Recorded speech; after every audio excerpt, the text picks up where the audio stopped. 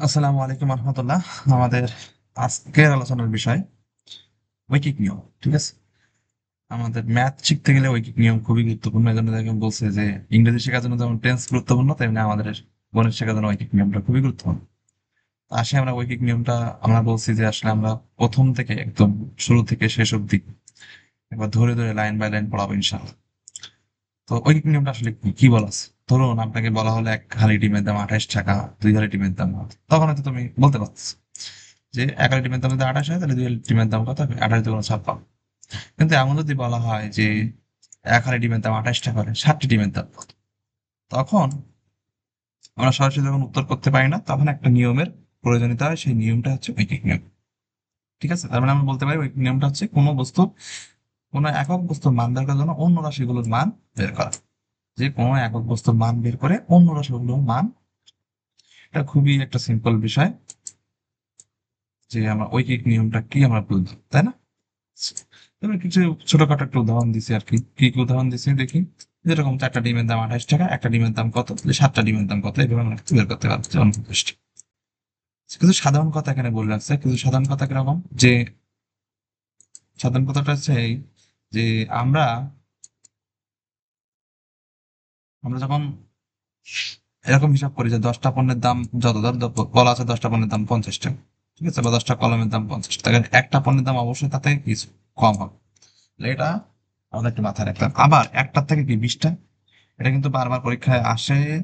এই ক্ষেত্রে বেশি ইম্পর্টেন্ট না, ইম্পর্টেন্ট হচ্ছে ওই যে আমরা কাজ করি, শ্রমিকের একটা ম্যাথ থাকে, কখন কোন কাজ, এই জায়গায় একটু সমস্যা হয়ে যায় যে আমরা কখন গুণ করব কখন ভাগ করবো। এটা আমাদের মাথায় রাখতে হবে যে যে যদি বড় সংখ্যা যেমন 10টা কলম, 10টা কলমের থেকে একটা কলম কি ছোট না? তাহলে অবশ্যই কি হবে? ভাগ হবে।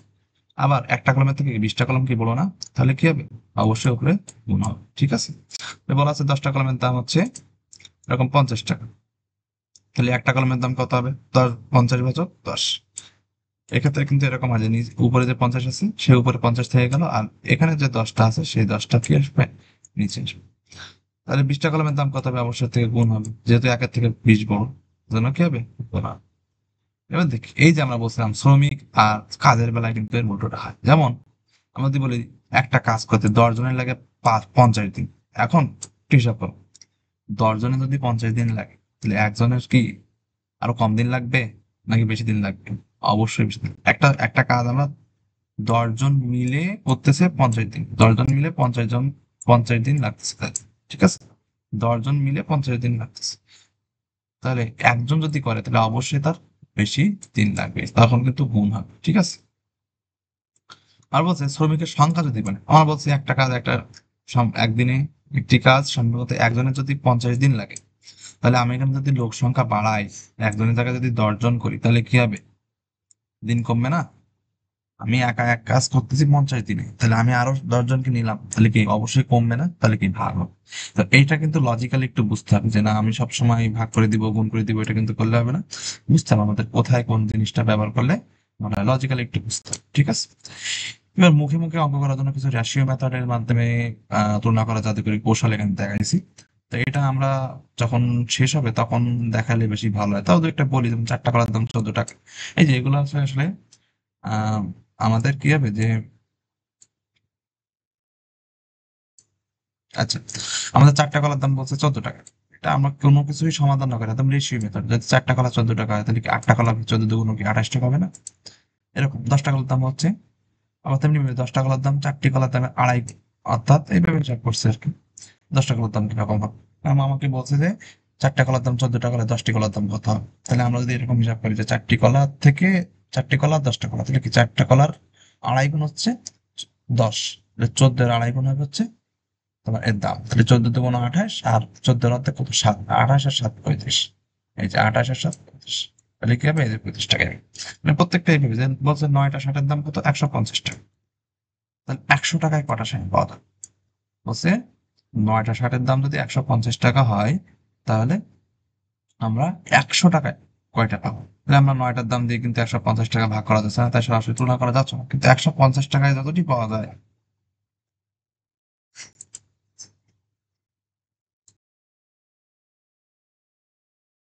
আচ্ছা, তাহলে আমরা কি বলছি যে আমরা 150 টাকায় কয়টা পাস, 9টা শার্টের দাম কত? 150 টাকা। আর 100 টাকায় আমরা তাহলে কয়টা পাচ্ছি? এখন আমরা যদি একটু একটু চিন্তা করি, একটু রেশিও মেথডটা নিয়ে আসি, আমরা 150 টাকায় যা পাচ্ছি তার, আর এই যে 100 টাকায় যা পাবো একটু হিসাব করি। 150 টাকায় আমরা 100 টাকার 1 ভাগ বেশি পাবো, যদি 50-50 কল্পনা করি, 50-50-50, যদি 3-50 কল্পনা করি, তাহলে এই 3-50 মিলে পাচ্ছি কয়টা? 9টা, তাই না? তাহলে প্রত্যেকটা ভাগে 3-3 আর 3, তাই না? তাহলে এই 100 টাকায় পাওয়া যাচ্ছে 6টা। বোঝা গেল? আমি কি বোঝাতে পারছি? আর একটু সহজ করে বলবো, আমরা কি বলছি যে আমরা 9টা শার্টের দাম হচ্ছে 150 টাকা, তাহলে 100 টাকায় কয়টা শার্ট পাওয়া যাবে এটা আমাদের একটু দেখাতে বলছে। তাহলে আমরা এই যে 100 টাকায় যেটা পাওয়া যাচ্ছে, 100 টাকা এবং তার 3 ভাগে 2 ভাগ পাওয়া যায়, অর্থাৎ 3:2 অনুপাত, ঠিক আছে? 9টি 3 ভাগে 2 ভাগ আছে 6টি, না ওই যে বললাম এটা একটু বেশি কমপ্লেক্স হয়ে যেতে পারে। আমরা বললাম কি যে 150 টাকা আমরা 9টা পাচ্ছি, তাহলে প্রতি 50 টাকা কয়টা পাচ্ছি? 3টা করে পাচ্ছি, তাহলে 100 টাকায় 3 × 6টা পাবো, ঠিক আছে? এভাবে এগুলো সবগুলো ট্রাই করছে, ব্যাখ্যা করছে যে 20 দিনে একটা কাজ করতে 13 জন লোক লাগে, তাহলে 5 দিন, অর্থাৎ 4 গুণ কম সময় শেষ করতে কি 4 গুণ বেশি লোক লাগবে। এই যে বলছে 20 দিনে একটা কাজ করতে 13 জন লোক লাগে, তাই না? 20 দিনে একটা কাজ করতে 13 জন লোক লাগে। এখন আমি যদি বলি 5 দিন, তার মানে কি 20-এর 4 ভাগ কমে গেল, তাহলে এখানে আবার 4 গুণ বেশি লাগবে, 52 জন, ঠিক আছে? এভাবে কিন্তু অনেকগুলা কথা বলা যায় এভাবে। এখানে যে কথাটা ইম্পর্টেন্ট, সেখানে ইম্পর্টেন্ট বলতে এরকম প্রশ্ন আসে আর কি। যদি প্রতি ঘন্টার মোবাইল বিল 72 টাকা, একটু বুঝো যে 1 ঘন্টার বিল আছে 72 টাকা, তাহলে 10 মিনিট, তুমি সঙ্গে সঙ্গে কিন্তু মাথায় আসবে যে 1 ঘন্টা আর এখানে আছে কি 10 মিনিট, তাহলে কতক্ষণ?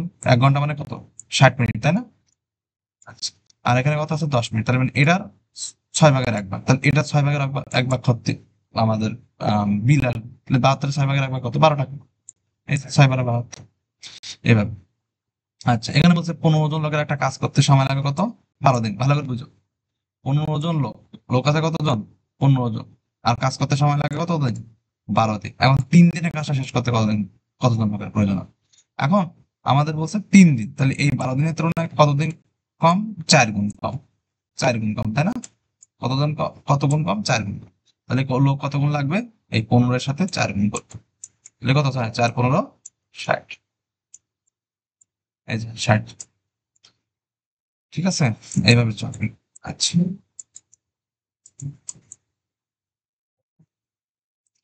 এরপরে আমরা আসি, এরপরে কি বলছে যে ঐকিক নিয়মের সারমর্ম, এখানে অনেক কিছু কথা বলছে, এতক্ষণ আমরা যা বললাম সেটা নিয়ে বলছে। প্রশ্নে যার মান বের করতে হবে, এটা আমরা দিব হচ্ছে কোথায়? ডান দিকে লিখবো। প্রশ্নে যার মান বের করতে হলে সেটা কোথায় লিখবো? ডান দিকে লিখবো। যখন যার নিচে পরিবর্তন আনবেন তাকে করবো সমান চিহ্ন টানে নিয়ে যেতে হবে, এরকম অনেক কথা বলছে আর কি। বেশি এটা আস্তে আস্তে আমরা পড়তে পড়তে বুঝে যাব, এটা বেশি প্যারা নেওয়ার দরকার নেই। এখন এখন পড়লে মনে হবে যে কি কঠিন জিনিস পড়তেছি, তা ঠিক নেই। আমরা পদ্ধতিতে আসি, আমরা আজকে ইনশাল্লাহ এই যে প্রথম পদ্ধতিটা আছে, সেই প্রথম পদ্ধতি ইনশাল্লাহ শেষ করব। ঠিক আছে?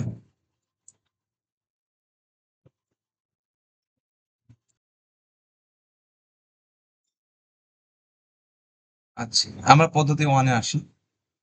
পদ্ধতি 1-এ আমরা কি বলছিলাম যে আজকে আমরা ইনশাল্লাহ পদ্ধতি 1টা শেষ করি। কিছু টিপস এর কথা বলছে এখানে যে যে কোনো সাধারণ ঐকিক অঙ্কে প্রথম লাইনে যা বের করতে হবে তা শেষে লিখতে হবে, দ্বিতীয় লাইনে একটির মান বের করতে হবে, এবং শেষ লাইনে যতটির মান বের করতে হবে ততটির মান বলতে হবে। এখন এখানে বলছে 8 কেজি চাউলের দাম কত? 168 টাকা। 5 কেজি চাউলের দাম কত? তাহলে আমরা কি লিখবো? 8 কেজি চালের দাম 168। পরে কি লিখবো? যে 1 কেজি, 8-এর থেকে 1 ছোট, সো ভাগ হবে, এবার 5 বড়, সো গুণ হবে, তারপর এটা গুণ করতে হবে।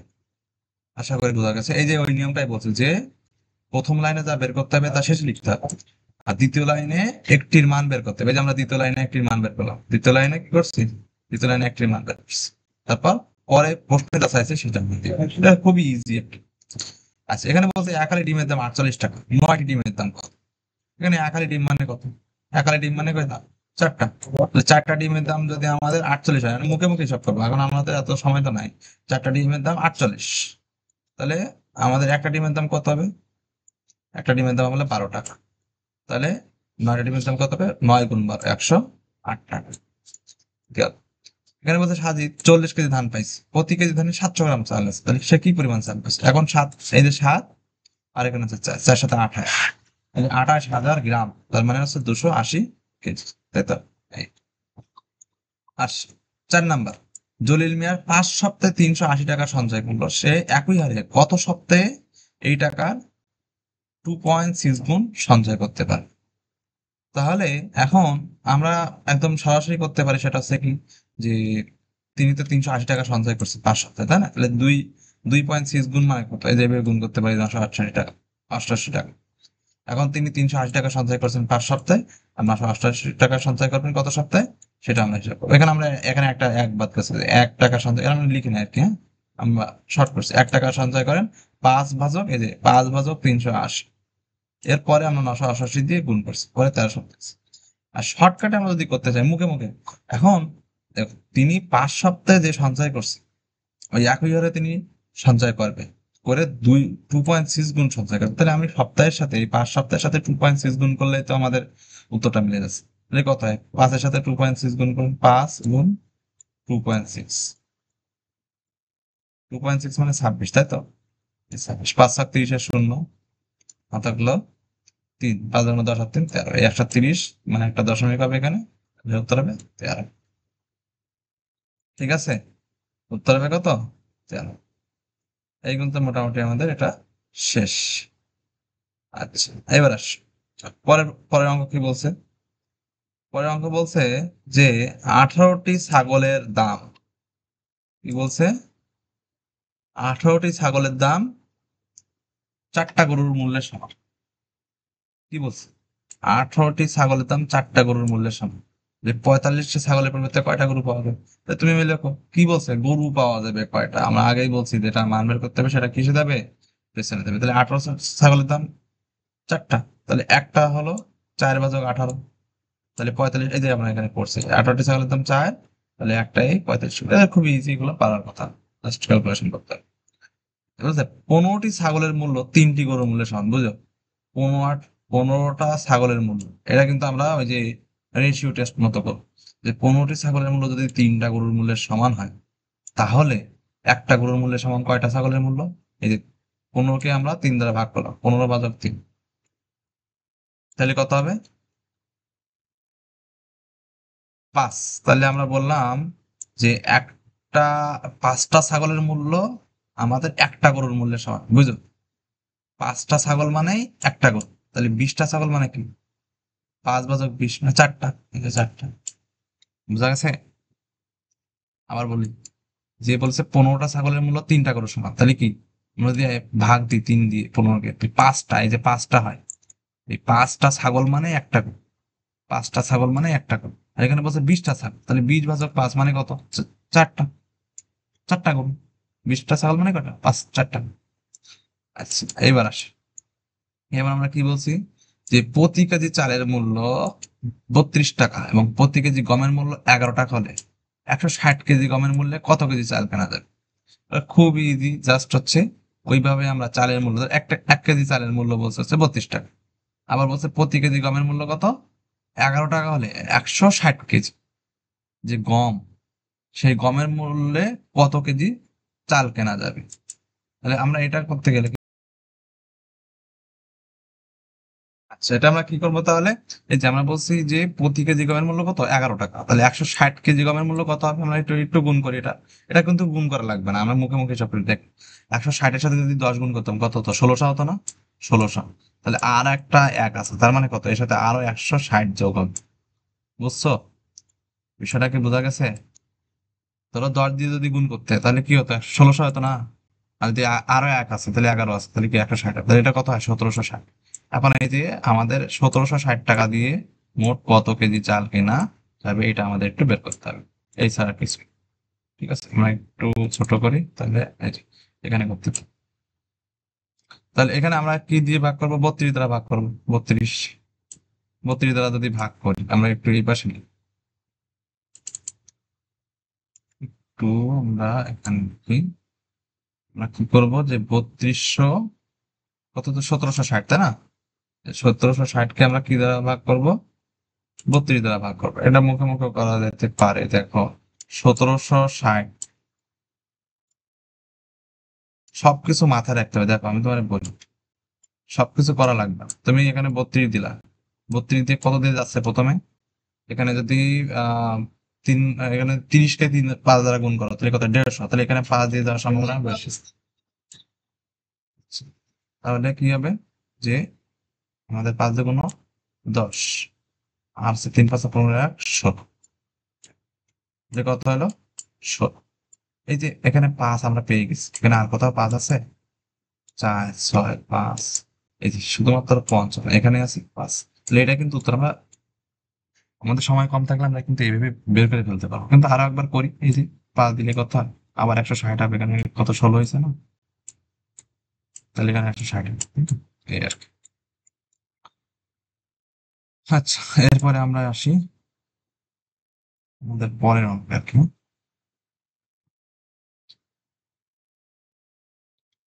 কি বলছে যে 5টা গরুর মূল্য 15টি ছাগলের সমান। বুঝো, 5টা গরুর মূল্য কি? 5টা গরুর মূল্য 15টি ছাগলের সমান। তাহলে 5কে যদি আমি 15 দিয়ে ভাগ করতে পারি, 3টা, না 3টা ছাগলের দাম একটা গরুর সমান। 3টা ছাগলের, এই এসতে লিখলাম ছাগল, আর এটা হলো জিতে গরু। ঠিক আছে, এখন একটা গরুর মূল্য 6,000 টাকা বলছে। একটা গরুর মূল্য 6,000, তার মানে কি 3টা ছাগলের দাম 6,000। তাহলে একটা ছাগলের দাম কত? 6 কে 3 দ্বারা ভাগ করবো, 2,000। এটাই চাইছে যে একটা ছাগলের মূল্য কত।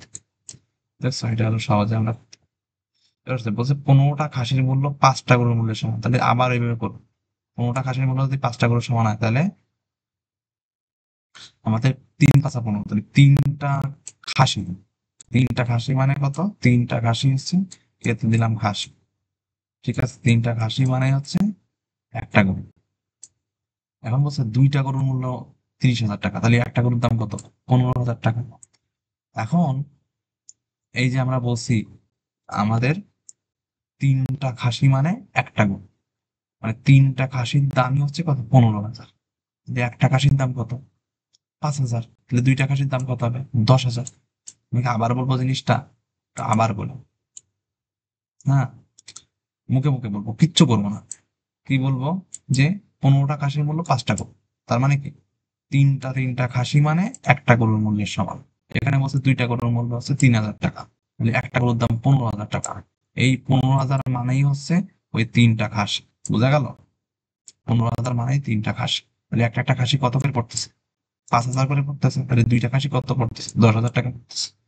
বোঝা গেল? এই, এবার আসি এখানে। এইটা একটু আমাদের বলতে পারি যে একটু কঠিন, বা একটু কঠিন কিছু না আসলে, আমাদের ক্যালকুলেশন বলে এছাড়া আর কিছু না। বলছে আমরা প্রথমে, আমরা একবার পড়ি, 3টা ঘোড়ার দাম। বলছে 3টা ঘোড়ার দাম 5টা গরুর দামের সমান, 3টা গরুর দাম 5টা গাধার দামের সমান, 15টি ঘোড়ার দাম মোট 9,000 টাকা হলে 10টি ঘোড়া, 10টি গরু, 10টি গাধার দাম একত্রিত কত? এখন দেখো, 15টা ঘোড়ার দাম তোমাকে বলে দিয়েছে হচ্ছে কত? 9,000 টাকা। 15টা ঘোড়ার দাম কত বলেছে? 9,000 টাকা বলে দিচ্ছে। এখন তাহলে তুমি এখান থেকে বের করতে পারবা এক একটা ঘোড়ার দাম কত বলেছে। তুমি যদি 9,000কে 15 দ্বারা ভাগ করো তাহলে কত হয়? 600। তাহলে যদি 600 হয়, এই 10টা ঘোড়ার দাম কত হচ্ছে? 6,000। এই 6,000 কিন্তু বেড়ে গেল। মুখে মুখে করবো, আমরা কিন্তু এত কিছু লিখবো না আসলে। পরীক্ষার হলে এত কিছু লেখার জায়গা থাকবে নাকি সময় থাকবে? কিছুই থাকবে না। সো শেষ, মুখে মুখে শেষ। 15টা ঘোড়ার দাম যদি 9,000 হয়, একটা ঘোড়ার দাম 6×90 মানে 600। তাহলে 10টা ঘোড়ার দাম 6,000। শেষ। এবার দেখো, আমরা বলছি এক একটা ঘোড়া কত বেড়েছিল আমাদের? 600, তাই না? এই 600, এটা হলো ঘোড়া। এখন বলছে দেখো, 3টা ঘোড়ার দাম 5টি গরুর দামের সমান। তাহলে আমাদের 3টা ঘোড়ার দাম কত হবে? 3টা ঘোড়ার দাম হচ্ছে 1,800। 3টা ঘোড়ার দাম কত হবে? 1,800, তাই না? এখন দেখো, এইটা 5টা গরুর দামের সমান। আমাদের প্রশ্নে বলছে কি 10টা গরু কত হবে। তাহলে 5টা গরুর দাম যদি 1,800 হয়, তাহলে 10টা গরুর দাম কত হবে? 3600 হবে, তাই না? 3600। তাহলে এটা হবে শেষ। এইবার সব গাধার দাম বের করতে হবে আমাদের, হ্যাঁ। গাধার দাম বের করতে গেলে কি করতে হবে? এখানে হচ্ছে 3টা গরুর দাম আবার 5টা গাধার সমান। 3টা গরুর দাম 5টা গাধার সমান। তাহলে আমরা কি করব? আমরা এই যে বলছিলাম যে 5টা গরুর দাম বেড়েছিল 1,800 টাকা, তাই না? 5টা গরুর দাম বেড়েছিল কি? 1,800 টাকা। তাহলে আমরা একে 1,800 টাকা যদি 5 দ্বারা ভাগ করি তাহলে কত হয়? 1800 টাকা যদি আমরা 5 দিয়ে ভাগ করি, বা এমনও যদি হয় যে আমরা এখান থেকে গরুর দাম এখানে বলতে পারি 10টা গরুর দাম কত, 3600 না? এক একটা গরুর দাম কত করে পড়তেছে, 360 টাকা পড়তেছে না? 10 দ্বারা ভাগ করলে 360 টাকা পড়তেছে। এক একটা গরুর দাম হচ্ছে 360 টাকা। তাহলে আমাদের বলছে 3টা গরুর দাম কত হয়, তাহলে আমরা 360কে 3 দ্বারা গুণ করি। 360 গুণ 3, তুমি বলো তো কত হবে? মুখে মুখে হিসাব করা যায় আসলে। এই যে আমি বলি, কিভাবে মুখে মুখে হিসাব করবো, 3 × 90 মানে 900, আর 3 × 6 = 18 মানে 180, মানে হলো 180। মোট কত হয়? 900 আর 180, 1080। এখানে দেখো 5 টাকার দাম বেরোচ্ছে 1080, 5 টাকা দা কত?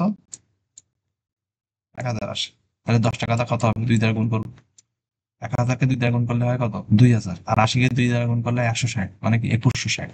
দেখো 3000, এই 6000, 3600 আর 2160, এই তিনটা যোগ করলেই আমাদের একত্রে কত বেরোবে। আমরা কোনো কিছু যোগ করবো না, দেখো 6000 আর 3000, 9000, 9000, 2000, 11000। এই 11000 আর 6000 আর 160, মানে 11600 আর 760। এই দেখো 11760। আচ্ছা, আমরা কিন্তু এইভাবে সব লিখে লিখে এইভাবে করবো না, মুখে মুখে সবকিছু হিসাব হবে, ঠিক আছে? এত এত কিছু ভাবতে গেলে আমাদের হবে না। আমাদের সব হবে মুখে মুখে হিসাব, ঠিক আছে? মুখে মুখে হিসাব। এবার দেখো কিছু ঘুরিয়ে দেখার মতো প্রশ্ন বলছে। এগুলা কোনো কিছুই কঠিন না, আমরা একটু দেখি। বলছে 1 ডজন ডিমের দাম যদি 54 টাকা হয়, তাহলে 45 টাকা কয়টা ডিম পাওয়া যায়? তো এটাই আমরা বলতে, 1 ডজন মানে কত, 12টা না? তাহলে আমরা বলবো যে 54 টাকায় পাওয়া যায় 12টা, 1 টাকায় পাওয়া যায় 45 টাকা পাওয়া যায়, স্বাভাবিক। সেখানে বলছে একটা কার ওয়াশার মেশিন। এই কার ওয়াশার মেশিনে এটা কিন্তু একটু ট্রিক, তুমি দেখলেই মনে হবে যে হ্যাঁ, ঘন্টা কিভাবে নিয়ে যাবো, মিনিট কিভাবে নিয়ে যাবো। একটা কার ওয়াশার মেশিনে 8টি কার ওয়াশ করে হচ্ছে 18 মিনিটে। বলছে এই হারে কয়টি কার ওয়াশ করা হলে 3 ঘন্টা। এখন তুমি দেখো 3 ঘন্টা মানে কত, 180 মিনিট। 3 ঘন্টা মানে কত, 180 মিনিট। 18 মিনিটে যদি 8টা হয়, 18 10 গুণ টাইম 180, তাই না? 10 দিয়ে গুণ করলে তো 180। তাহলে কি 8কে 10 দ্বারা গুণ করলে আমরা সেই কটা কার আমরা গুনতে ধুইতে পারবো, বুঝছো না? ওয়াশ করতে পারবো। তার মানে হচ্ছে এখানে 18 মিনিট আছে। 3 ঘন্টা কত? 18 মিনিটে 10 গুণ, তাহলে 8টা, আমরা 18 মিনিটে করতেছিলাম 8টা কার ওয়াশ, তাহলে এরও 10 গুণ কার ওয়াশ হইতে হবে। মানে 80টা কার আমরা ওয়াশ করতে পারবো। আচ্ছা, এখানে দেখো 6টা গরুর জন্য ব্যয় হয়, 4টা মহিষের জন্য তা ব্যয় হয়, ভালো করে বুঝো। 6টা গরুর জন্য যা ব্যয় হয় আমাদের, 4টা মহিষের জন্য তার বের হয়। 10টা মহিষ পুষতে যা ব্যয় হয় তাদের কতটি গরু বের হয়? এটা খুবই সহজ, আমরা বলতে পারি যে 4টা মহিষ, আমরা কত গরু চাইছি, তাই না? 4টার জন্য আমরা এখানে লিখি, 4টার জন্য আমরা, 4টা মহিষের জন্য 6টা গরু চাষ করতে পারি। তাহলে একটার জন্য কয়টা করতে পারবো? 6 × 4। তাহলে এখানে বলছে কত, 10টা মহিষ, তাই 10টা মহিষের জন্য কত করতে পারবো? এই 6 × 10 = 60, আর 4 দিয়ে ভাগ করলে 15 এলো। আচ্ছা, তাহলে আজকে আমাদের এই পর্যন্তই থাকবে। আমরা আগামী দিন ইনশাল্লাহ পদ্ধতি 2 থেকে শুরু করবো। পদ্ধতি 2 ইনশাল্লাহ আমরা এইভাবে বেসিক কারুস, বেসিক ম্যাথের প্রত্যেকটা টপিক, প্রত্যেকটা অঙ্ক ধরে ধরে এভাবে করাবো ইনশাল্লাহ। যারা প্রথম থেকে শেষ পর্যন্ত দেখবে, আশা করি ম্যাথ নিয়ে তাদের কোনো চাকরির পরীক্ষা ইনশাল্লাহ সমস্যা হবে না ইনশাল্লাহ। তো আজকে এই পর্যন্তই। যদি ভিডিও ভালো লেগে থাকে একটা লাইক দিয়ে রাখবেন, আর সাবস্ক্রাইবটা করে রাখতে পারেন, যাতে সবার আগে ভিডিওটা আপনার কাছে পৌঁছে যায় আর কি। আল্লাহ হাফিজ আজকের মতো।